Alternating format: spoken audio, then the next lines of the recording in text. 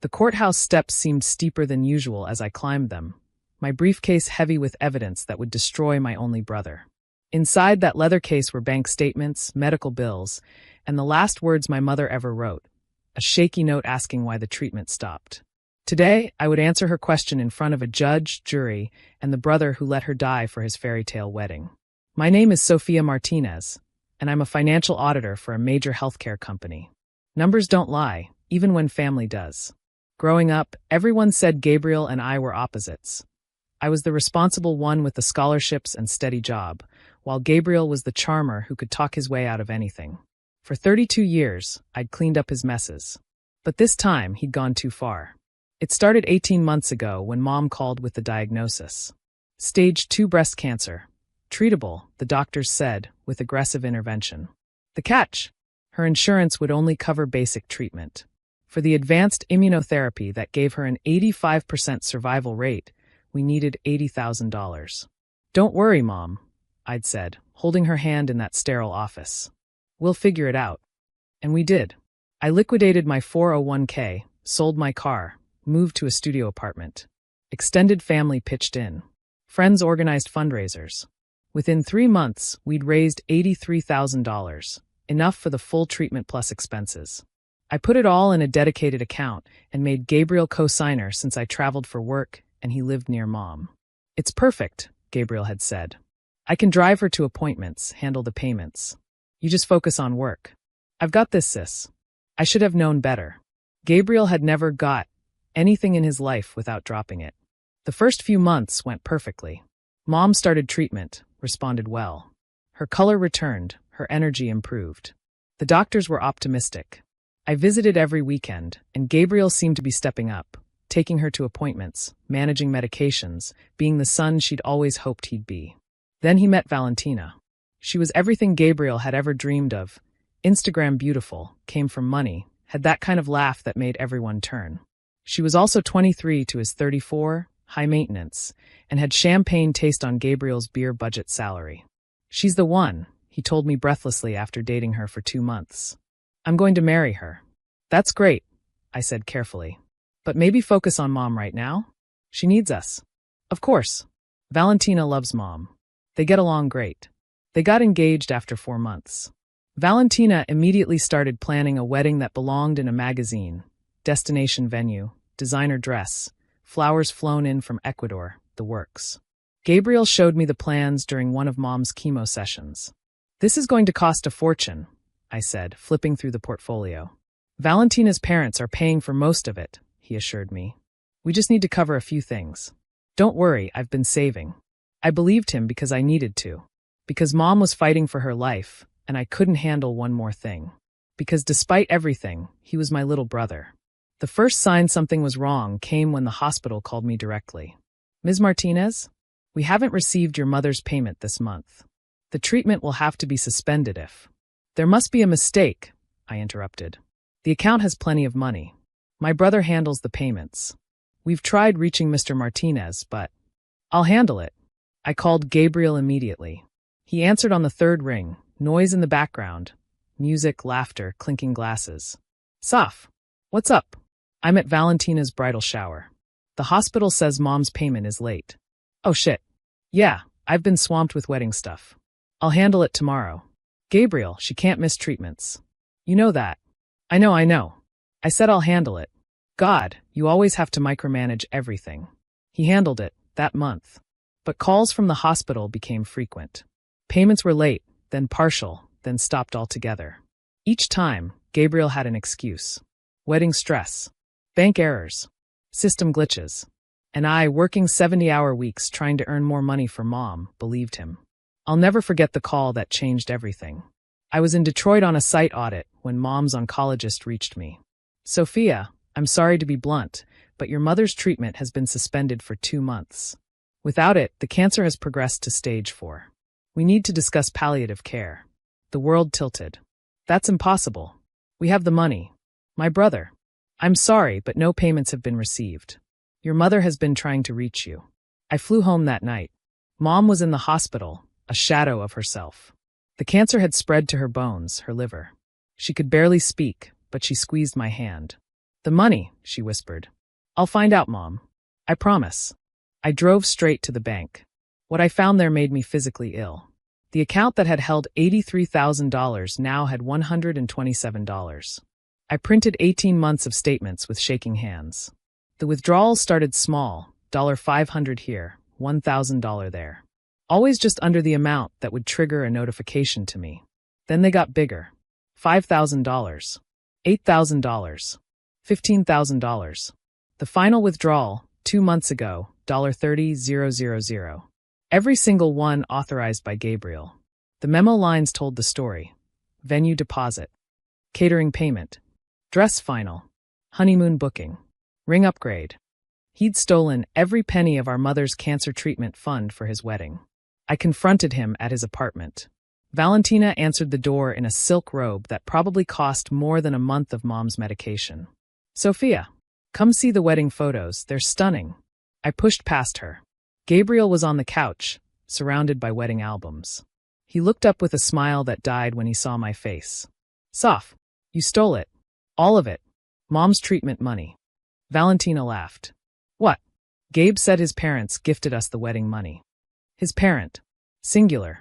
Our mother. Who's dying because he stole her cancer treatment fund for your dream wedding. The silence was deafening. Valentina turned to Gabriel, her face pale. Tell her she's wrong. Gabriel couldn't meet her eyes. I was going to pay it back. My bonus, the tax return, I had a plan. She's dying. I screamed. Stage 4. Terminal. Because you stopped her treatment to pay for flowers and a chocolate fountain. I didn't think, he started. No, you didn't think. You never think. But this time it's killing her. Valentina stumbled backward, hand over her mouth. Oh my God, you said. You told me it was inheritance money.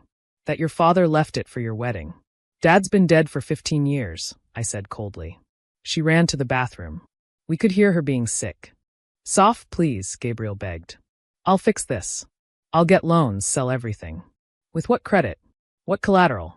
You spent $80,000 on a party while our mother died. I left him sobbing on his couch and went back to the hospital. Mom passed away 3 days later. Her last coherent words were asking if the treatment could start again soon. The funeral was a nightmare. Gabriel tried to play the grieving son, but I'd already told the family what he'd done. Valentina didn't come. Our aunts wouldn't speak to him. Our uncle threatened to kill him if he gave a eulogy. That's when Gabriel made his final mistake. He contested Mom's will. She'd left everything to me, the house, her savings, her life insurance. Not much, but it was all she had. Gabriel claimed undue influence, saying I'd turned her against him in her final days. He wanted half of everything. You have to help me, he begged the night before the hearing. Tell them Mom was confused. That she didn't know what she was signing. Valentina left me. I have nothing. You had $80,000, I reminded him. You chose what to do with it. If you don't help me, I'll lose everything. Like Mom did. I'm your brother. And she was our mother. The day of the probate hearing, Gabriel came to court in his wedding tux, the only suit he hadn't sold. He'd hired a lawyer with his last credit card. His strategy was simple. Paint me as a negligent daughter who'd abandoned Mom's care to him, then stolen the inheritance. My client was the one who cared for Mrs. Martinez daily, his lawyer argued. While Ms. Martinez pursued her career, Gabriel sacrificed everything to be there. That's when I opened my briefcase. Your Honor, I'd like to submit evidence. The bank statements. Every withdrawal. Every memo line. Receipts I'd gathered, $15,000 for flowers, $20,000 for catering, $8,000 for a dress worn once. Photos from social media of their lavish wedding happening while Mom lay dying. But the worst was the timeline I'd created, showing how each mistreatment correlated with a wedding payment. How Mom's condition deteriorated as Gabriel's venue got bigger. How she died 2 weeks after he paid for their honeymoon to Bora Bora. This is what my brother sacrificed for, I said, my voice steady despite my shaking hands. Not our mother. His wedding. Gabriel's lawyer went white. He'd had no idea what his client had done. The judge's face was stone. Mr. Martinez, did you have authorization to use these funds for personal expenses? She was going to die anyway, Gabriel blurted out. The doctors said even with treatment, there was no guarantee. That's enough, the judge cut him off. I've seen enough. The ruling was swift. The will stood. Gabriel got nothing. But more importantly, the judge referred the case to the district attorney for criminal prosecution. In the hallway afterward, Gabriel grabbed my arm. "How could you do this to me?" I shook him off. "I didn't do anything to you. You did this to yourself. And to Mom. She would have wanted me to be happy. She wanted to live, Gabriel. She wanted to see grandchildren. She wanted to travel. She wanted the chance to fight. You took that from her for a party." Valentina was waiting by the elevator. She looked different, older, sadder.